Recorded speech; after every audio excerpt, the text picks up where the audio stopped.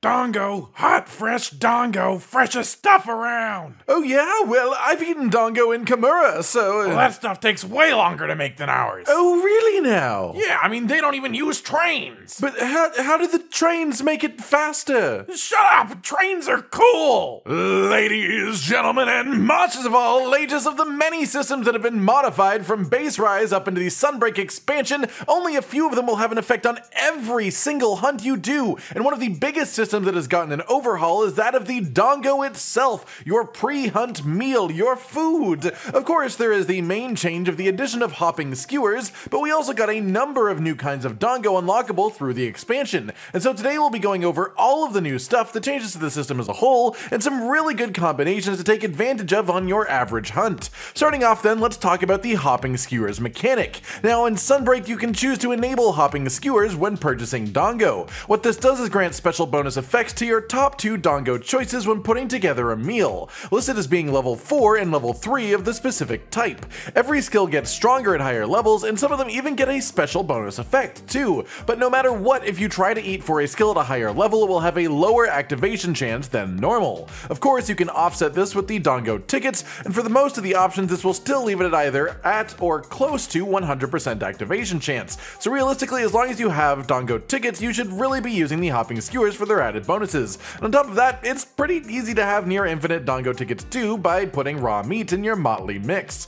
There are of course simple upgrades like Dango Booster. This is one of the most common Dango used by players as a whole, upping both your attack and defense for 10 minutes at the start of a hunt. And when you boost this up to the level 4 version of the skill, all it does is more of the same, giving you a much larger attack and defense boost than the regular one. The same can be said for strong contenders like Dango Medic, which boosts your recovery skills, but there are a number of skills around that gain a whole new bonus effect when used at level 4. The majority of them are actually the new Dango themselves. For example, there is now a Dango flavor that gives you a skill called Dango Flyer, which extends the time that you can hang in the middle of the air with a wire bug. This is the most common situation, especially in the middle of a hunt itself, and there aren't a massive amount of ways that you can really take advantage of it unless you use the level 4 version of this food skill, which also recovers your health slowly while hanging from a wire bug. In this way, you can actually use this to just regenerate your health for free without potions forever. It doesn't necessarily make it better than the other level 4 Dango options, and it will slow down your hunt as opposed to getting an offensive skill, as you can only eat one level 4 skill per quest.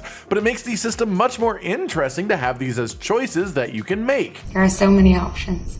Realistically, if you want to get the most bang for your buck, there are 3 skills that I recommend taking almost always for the average player, and one of them is actually a new one. The 2 classic skills are Dango Booster and Dango Medic. Dango Booster just raises your attack and defense for 10 minutes at the start of a quest, which is obviously good for anyone looking to lower their kill times. Dango Medic increases the potency of all kinds of health recovery, and as monsters start to hit harder further in the game, the skill will make you require less potions to heal up to full, and less time spent healing is more time spent damaging. On a similar note comes the new food skill that I recommend, which is Dango Super Recovery. This one regenerates your health when a monster spots you for the first time, and well, the wording of it in-game isn't particularly good at explaining what it really does.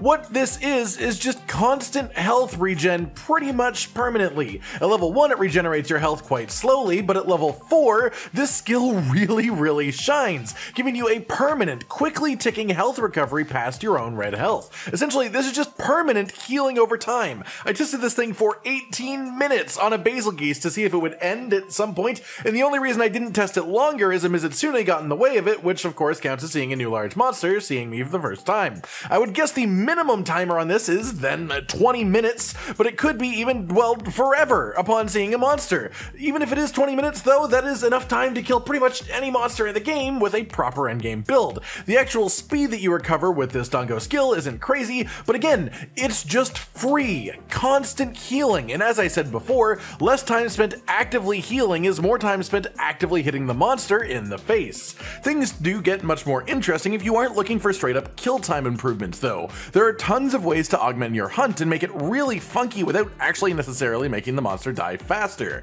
With that in mind, let's talk about all the new Dango options. As far as how to get them, as you complete the urgent quests in each master rank, you will unlock new hunts from Mizuki the chef. for a total of 6 new flavors of Dango. For example, the Self-Kelp Dango comes from the Supply Line Shell Game quest, the Careless Caramel Dango comes from the Pinecone Pelting Panic quest, and the Amble Ramble Dango comes from the An Electrifying Grace quest. No requests this time around for Dango, it's all located in one simple place from these quests with the yellow text bubbles that you get from the cat. There is the Self-Kelp Dango, which gives you the skill Dango Defender. No, not that Dango Defender, this Dango Defender. Yes, there are multiple now called Dango Defender, we just sort of have to deal with it, honestly.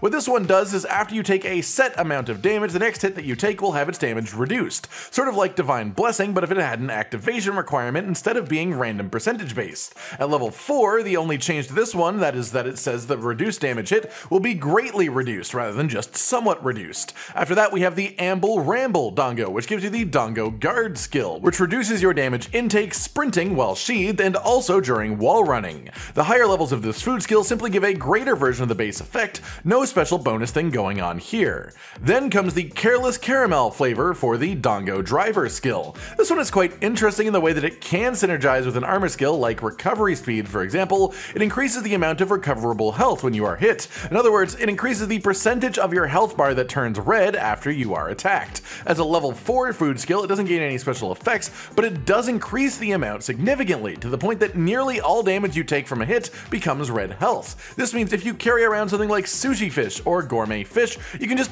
use that for a full heal after an attack, or if you are careful and only get hit once every 20 seconds or so, you can even just naturally regenerate every bit of damage you take quite easily, which is an amazing ability to have. Unlimited power. As well, we have the Easy Breezy flavor for the Dango Shifter skill. This one gives you health back every time you use the switch skill swap function, which depending on how you play can be quite good, especially if you are a fan of the redirection skill. This can turn your switch skill swap into a heal as well as a parry. On top of this, the level 4 version of this food skill also removes the stamina consumption cost of initiating a switch skill swap.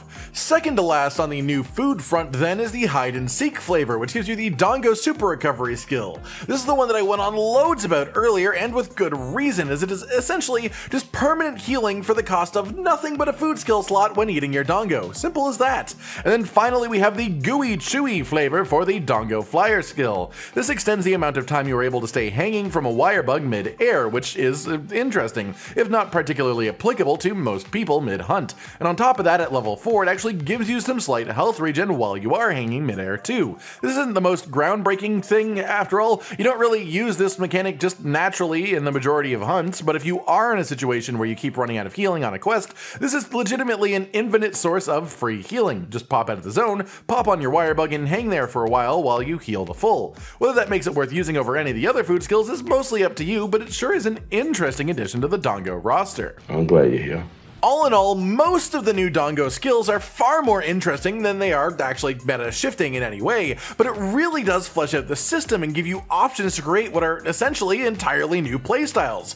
More importantly than this, the entire hopping skewer mechanic here completely renews the importance of food skills. Not that they wouldn't be used regardless, it is a more or less free buff across any hunt that you do, only a small amount of zenny or points to do, and then you get 3 different effects as well as a big health and stamina buff. You'd be silly not to eat before each hunt even without this system, but now that the system exists, you can get some genuine power out of your food skills, or even just some genuinely fun alternate additions to the way that you play Monster Hunter as a whole. I've been Cotton Dinosaur, and this has been your guide to all of the things Dango and Sunbreak, the new Dango, how to unlock them, and a proper explanation of the hopping skewers system. If you have any interesting synergies that you've worked out using these new Dango opportunities, I'd love to see them in the comments. Like if you liked the video, subscribe and hit the notification bell for more, and most importantly, ladies and gentlemen, until next time, stay sweet.